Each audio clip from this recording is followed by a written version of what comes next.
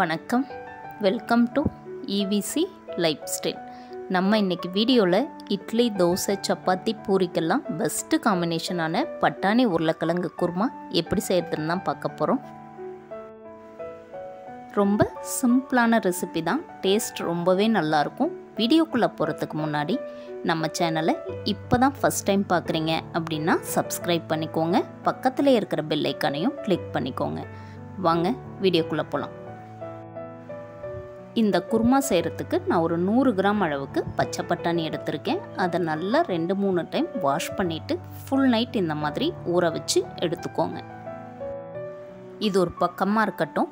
Stove on பண்ணிவிட்டு ஒரு pan வச்சுக்கோங்க. இதில் 2 ஸ்பூன் அளவுக்கு எண்ணெய் விட்டுட்டு 2 பெரிய வெங்காயம் நல்லா நீள்வாக்கில் கட் பண்ணி சேர்த்து நல்லா வதக்கி விட்டுக்கோங்க. ஸ்டவ்வை மீடியம் ஃப்ளேமில் வச்சுட்டு வெங்காயம் நல்ல கலர் மாதிரி வர வரைக்கும் வதக்கி விட்டுக்கோங்க. இந்த அளவுக்கு கலர் மாதிரி வந்ததுக்கப்புறமா ஸ்டவ்வை ஆஃப் பண்ணிக்கோங்க. வெங்காயம் நல்லா ஆறி வரட்டும். அதுக்குள்ளே இந்த குருமாக்கு தேவையான தேங்காய் பேஸ்ட் ரெடி பண்ணிக்கலாம். 3 டேபிள் ஸ்பூன் தேங்காய் சேர்த்துக்கோங்க. 1 டீஸ்பூன் அளவுக்கு பொட்டுக்கடலை, 5 to 6 முந்திரி சேர்த்து தண்ணி விட்டு நல்லா ஃபைன் பேஸ்ட்டாக இந்த அளவுக்கு அரைச்சி எடுத்துகிட்டு வந்துடுங்க. நம்ம தேங்காய் அரைச்ச மிக்ஸி ஜார்லேயே கொஞ்சமாக தண்ணி விட்டுட்டு அந்த தண்ணியும் இதில் சேர்த்துக்கலாம். அடுத்து நம்ம வதக்கி வச்சுருக்கிற வெங்காயத்தை கொரகொரப்பாக அரைச்சி எடுத்துக்கோங்க. ரொம்ப ஃபைன் பேஸ்ட்டாக அரைக்க வேண்டாம். இப்போது ஸ்டவ் ஆன் பண்ணிவிட்டு ஒரு குக்கர் வச்சுக்கலாம். இதில் 3 ஸ்பூன் அளவுக்கு எண்ணெய் விட்டுக்கோங்க. எண்ணெய் நல்லா சூடானதுக்கப்புறமா ஒரு பிரியாணி இலை, சின்ன சைஸ் 2 பட்டை, 3 கிராம்பு சேர்த்துக்கலாம். இது கூடவே 1 டீஸ்பூன் அளவுக்கு இஞ்சி பூண்டு பேஸ்ட்டு சேர்த்து நல்லா வதக்கி விட்டுக்கோங்க. இஞ்சி பூண்டை நம்ம டைரெக்டாக எண்ணெயில் சேர்த்துருக்கிறனால டக்குன்னு அடிப்பிடிக்கும். ஸ்டவ்வை மீடியம் ஃப்ளேமில் வச்சுட்டு இஞ்சி பூண்டோட பச்சை ஸ்மெல்லாம் போகிற வரைக்கும் நல்லா வதக்கி விட்டுக்கோங்க.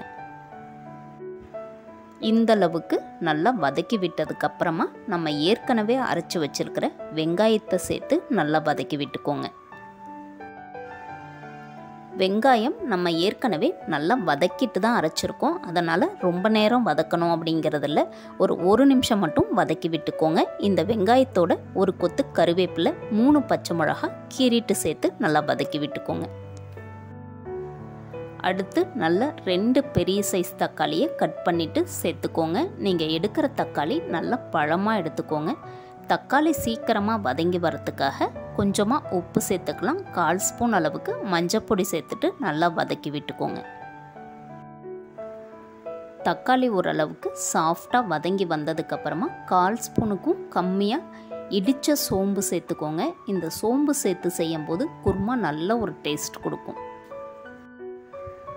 இந்த அளவுக்கு தக்காளி நல்லா வதங்கி வந்ததுக்கப்புறமா 3 டீஸ்பூன் தனியாத்தூள் சேர்த்துக்கோங்க. 1 டீஸ்பூன் தனி மிளகாய்த்தூள், 1 டீஸ்பூன் காஷ்மீரி மிளகாய்த்தூள் சேர்த்துக்கோங்க.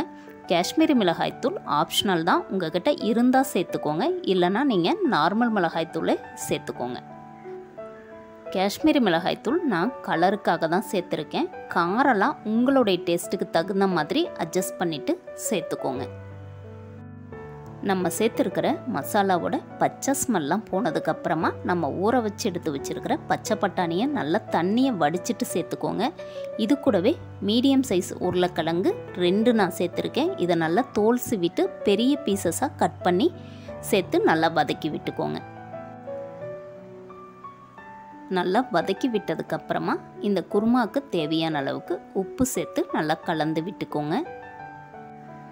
இந்த ஸ்டேஜில் நம்ம அரைச்சி வச்சுருக்கிற தேங்காய் பேஸ்ட்டை சேர்த்துக்கலாம். இது கூடவே நான் 2 டம்ளர் அளவுக்கு தண்ணி சேர்த்துருக்கேன். நான் இன்றைக்கி நல்ல திக்கான கன்சிஸ்டன்சியில் தான் செய்ய போகிறேன். உங்களுக்கு நல்லா கொஞ்சம் தண்ணியாக வேணும் அப்படின்னா நீங்கள் இன்னும் கொஞ்சம் எக்ஸ்ட்ராவாக தண்ணி சேர்த்துக்கோங்க. தண்ணி சேர்த்துனதுக்கப்புறமா நல்லா கலந்து விட்டுட்டு இந்த ஸ்டேஜிலேயே உப்பு காரம்லாம் செக் பண்ணிக்கோங்க.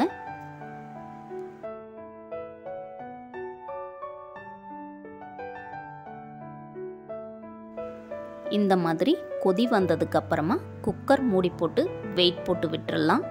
4 விசில் வரட்டும். ப்ரெஷர்லாம் தானாக ரிலீஸ் ஆனதுக்கப்புறமா ஓப்பன் பண்ணி பார்க்கலாம்.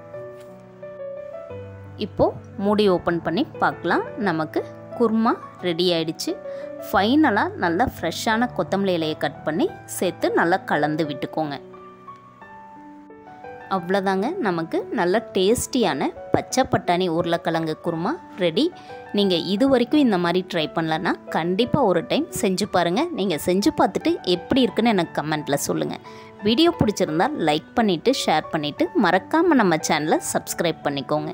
தேங்க்யூ.